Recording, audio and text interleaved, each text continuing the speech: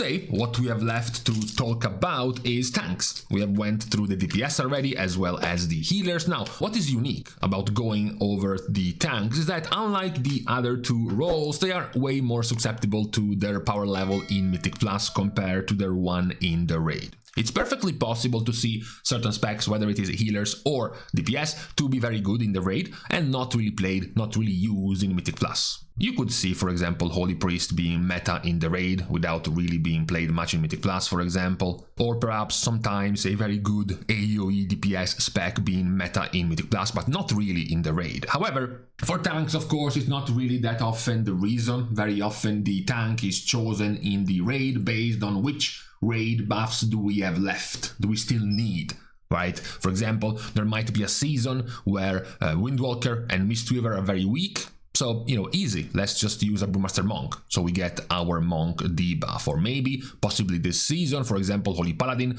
looks like it's gonna be pretty weak and not really played in the Raid. Red Paladin is nothing special, so to make sure we have our Paladin Devotion Aura buff, for example, just have a Protection Paladin as your tank. So way more often than not, the tank in the Raid is not chosen fully because of their power level, and more often because of utility, because of convenience for the entire Raid comp. Which means, of course, their value, their power level will be way more important in Mythic Plus. We can already start seeing some trends already in these couple of days of this pre-season. For example, if you go to Raid.io and check out the newly added stats tab over the spec popularity tab, you can see that not for the entire season, where you would get told that these were the popular specs. If you go to just this reset, so literally like a couple of days, you get to see some hints, right? For example, the hint that now Vengeance is the most played tank, leapfrogging Protection Paladin, or hints that, for example, Mistweaver has now gone very high up, close to Discipline Priest, for example. Or another one to point out the hopes that players have for augmentation after the nerfs, and here is augmentation, right? So we can get also these hints on how the tank specs are being perceived, for example, at this waiting room of a week. However, as we are waiting, we still have to start by putting the two tanks at the bottom, being Guardian and Brewmaster Monk. So the main problem with Brewmaster Monk is that, as it has been memed for quite a few weeks, they haven't really received any major significant changes. One of their main cooldowns, New Zao, has been buffed, buffed so much monks don't even bother actually taking it. It does a bit more damage now and delays 40% of your stagger instead of 25%, but that's about it. Also, your Purifying Brew now is faster to stack up. It stacks up to 6 times instead of 10 for just slightly more of the purified amount, 210% instead of 200, but that's about it. No other change. If anything, if you can talk about a change, Brewmaster has been nerfed in damage comparatively to the other tanks. We mentioned that all tanks were buffed in damage, but Brewmaster and Prot Paladin were buffed by only 15%, while the other tanks were buffed by 20%. So if anything, they actually got nerfed overall in damage. Nothing really much of their toolkit has changed. There has been no major overhaul, rework, or massive changes to their hero talent they are currently playing, so there is no reason to expect them to be doing any better, unfortunately, at the beginning of this season. They still have their age-old problems. The harder you scale in Mythic Plus, the more healing taken problems they have. They are the more healing intensive tank, as their lack of defensive or just lack of self-healing is way more evident compared to other tanks. So in the end, playing Brewmaster could prove less forgiving than tanks with more straightforward damage mitigation or more options for damage mitigation, like for example a Prot Paladin of this season's meta. You generally need more knowledge to be able to make use of all of your defensive toolkit and even your offensive cooldowns to achieve just a fraction of what other tanks are achieving. So you're sweating all day with Brewmaster only to do the same thing that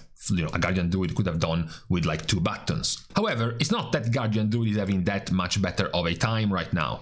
Now, admittedly, Guardian Druid has been receiving more positive changes at the beginning of this season. For one, not talking about Guardian in particular, but the entirety of Druid has gotten their new tree changed. So you have an easier time pathing to purely defensive cooldown or purely, physical damage or physical damage reduction taken cooldowns that you can reach way more easily now without going for wasted talent points. Same goes going the caster side to pick up some useful CC. Now as a tank is also easier. So on that end, it is an improvement when it comes to the general tree, as well as giving you now more magical damage reduction. You have lost layered main, which was one of your main reasons to give you some more incentive to just dump all of your rage into Iron 4. Now instead you just gain magical damage reduction, which is also good because it's one of the weaknesses of Guardian Druid, being having tools against magical damage. Now Ursa's Warding is gonna give you some, but ultimately nothing added in here is drastically changing, for example, your rotation or your talent choices.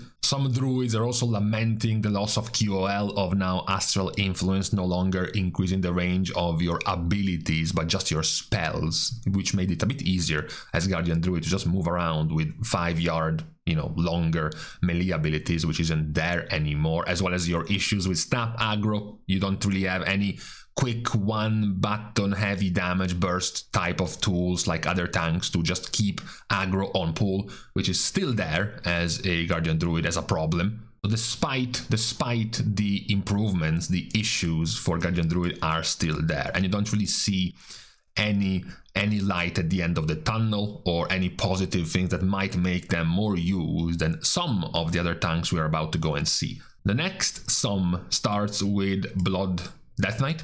So Blood DK is in this curious situation at this point, has been going on for quite a few seasons, basically since the last time they were fully meta at the end of Shadowlands, which is the fact that they are very good, stable, self-sufficient tanks that can do it all by themselves until they reach the point where they just start getting one-shot because they lack the damage reduction to be able to stay alive so that they can heal themselves. It has been one of the banes of Blood DK when it comes to very, very high keys. The fact that eventually all of their self-healing will stop mattering when they are taking so much damage they don't even have the time to self-heal. The one times they have been meta, very meta, like as we mentioned in Shadowlands, is because they had some kinds of extra layers of DRs, like their Dancing Rune weapon, much increased parry chance, in order to mitigate more of the damage so that they would have had the time to self-heal in very high keys. That has since gone away. They have never really quite found their move.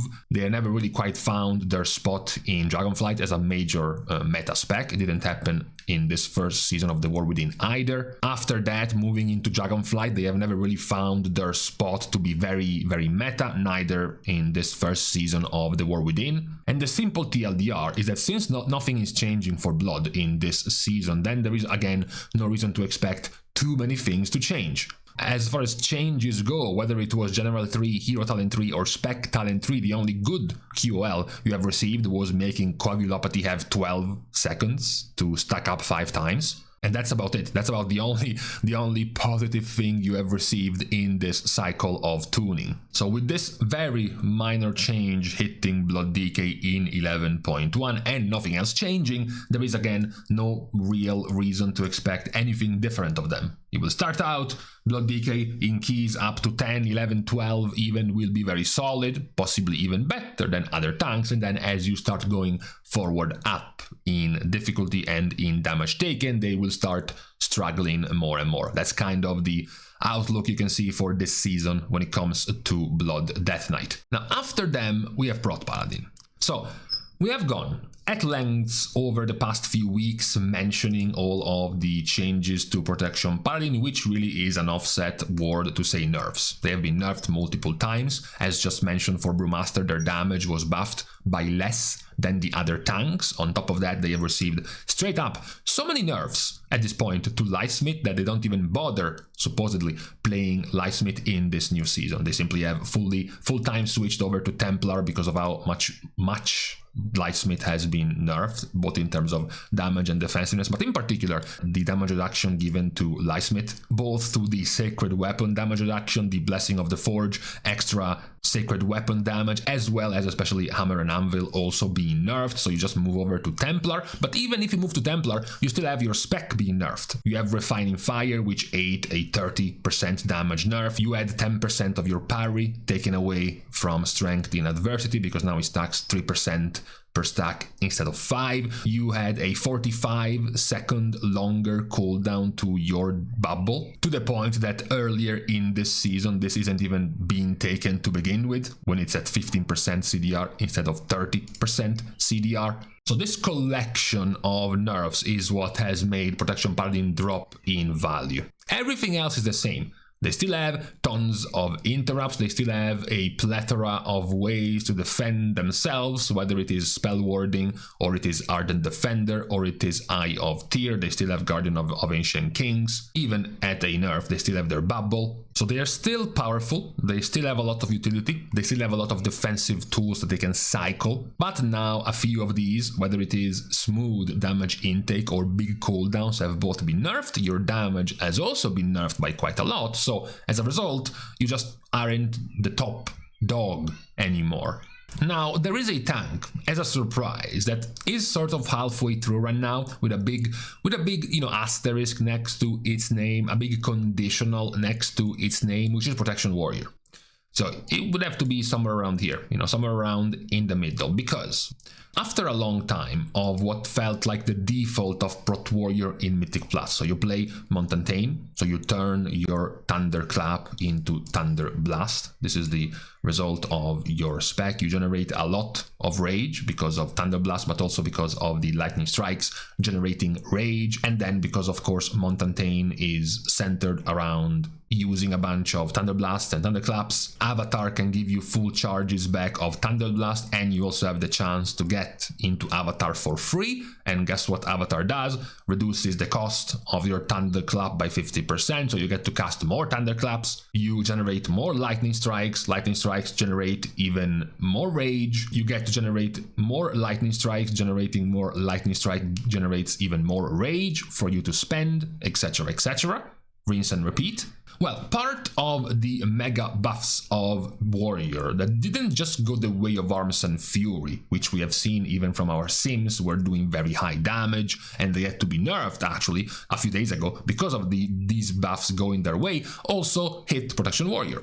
Colossus in particular Demolish of Colossus have been buffed significantly, and this has resulted not just in the DPS warriors doing a lot of damage now with this Demolish, but also the tank warriors, which are now having extremely high numbers compared to other tanks when it comes to AoE, when it comes to Mythic Plus, while playing Colossus rather than playing as Mountain. Now, Colossus' major problem compared to Mountain is that the rage generation, or rather their rage spending compared to their rage generation, is much more unhealthy. You are way more often out of rage or rage starved compared to Mountain. You don't have the same amount of rage regen, which is afforded to you by the amount of Thunderclaps you can cast, the amount of Lightning Strikes you can get out of Thunderclaps to give you more regen, the amount of times you can get into Avatar for free to give you Thunderclap cost discount as Mountain. You don't really have that as Colossus. You also suffer from being slightly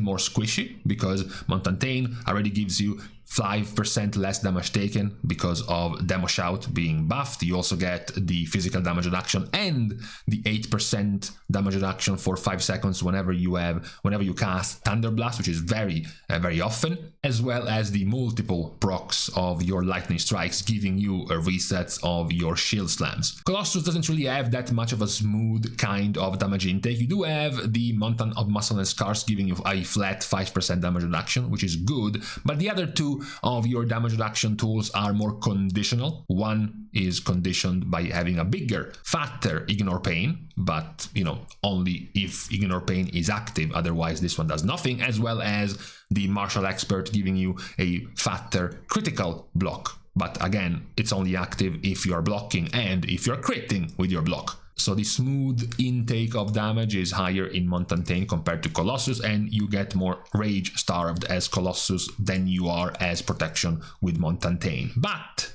if you do manage to survive through this rage starvedness as Colossus, you do very, very high damage, which is very still, of course, in Mythic Plus desirable even as a tank. Now, obviously, what can also happen, bringing a Protection Warrior and having the possibility of having a Prot Warrior as your 2-go tank, is that because they are running with Battle Shout, much like Vengeance is running with the magical damage debuff, running with the 5% more attack power from Battle Shout can, of course, buff other specs. For example, it could encourage comps like, for example, having Enhancement Shaman together maybe with BM Hunter, together maybe with something even like Feral, or maybe even something like a Frost DK, to basically go for some turbo cleave AoE comp with melees, rather than what was presumed would happen with the S tier Vengeance, which was the opposite. Vengeance puts a magical damage taken debuff on the enemies, so you can start running comps like maybe Fire Mage plus Elemental plus Balance Druid, full caster comp with magical damage increase, etc, etc. And honestly, for the health of the game, it would actually be much better if both of these tanks would be interchangeable, because, as I mentioned, it would create a divide between melee physical damage, attack power scaling base spec going along with Prot, and casters going along with Vengeance, right? This would be pretty cool for the variety of specs that you can pick as, high running keys in Mythic Plus. It will have to be seen if this new Colossus very high damage Prot Warrior will be enough to contend with our current S tier spec being Vengeance. Vengeance overall is perhaps the tank's... Actually, no, Vengeance is definitely the tank that has received the most and the better QOLs throughout this cycle of tuning. Your Demon Spikes now have a default 8-second duration, and if you take extended spikes, now it's going to last for 10 seconds, which is a 2 seconds buff from before. Your Feed the Demon, if you even bother to take it now, especially if you bother to go down here for the Sheath Death, is now only 1 talent point. So now you only need 1 talent to get here, which is very good QOL. The damage of your entire hero talents have been buffed. Felskard now has been capped to do reduced damage beyond the targets, but now the damage has been increased by like 50%. You have the double dipping burning blades, severely increasing the value of your Soul Cleave, now still making it very useful to use, even in AoE. Even below 6 targets is still better than Spirit Bomb because of the double dipping of burning blades. But even better, it now gave you a possible reason to run Eldrachi Reaver in Mythic Plus, something that hasn't really been that powerful this first season in the War Within, thanks to now the power of Wounded Quarry, the power of the damage funnel you can have with Wounded Quarry, and the very high uptime of both Reaver's Mark and, of course, of Thrill the Fight, even in Mythic Plus, situations. So all of this combined has severely increased your quality of life in this new season. You have more talent options because you only need 1 point. Your 1 point here. It's not even necessary to take extended spikes now because Demon Spikes last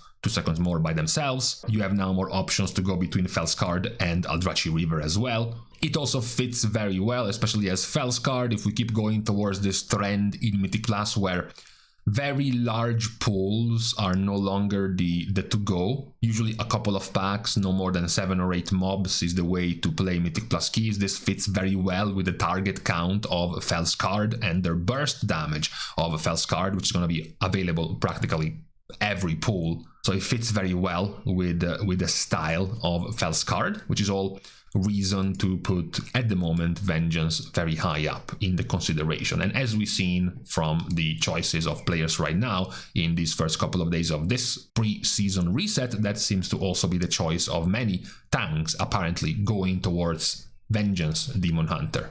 So that is currently how we are feeling when it comes to tanks in this upcoming season. Obviously, there might be some up and downs depending on the raid, but as I mentioned, the raid is much more about filling gaps of your raid buffs and raid debuffs and whatnot, more so than how powerful a tank is in the raid. This is much more leaning towards their power when it comes to Mythic Plus. And this seems to be the state right now. The previously S tier Paladin nerfed enough to drop down to A, the B plus to A minus tier Vengeance buffed enough to be S, and then the question mark and their very high damage power as Colossus, possibly fueling some Mythic plus melee based comps because of what they bring with their battle shout and their just general help with melee comps. So this is what we can expect for the release of Season 2 of The War Within when it comes to the state of tanks. So with this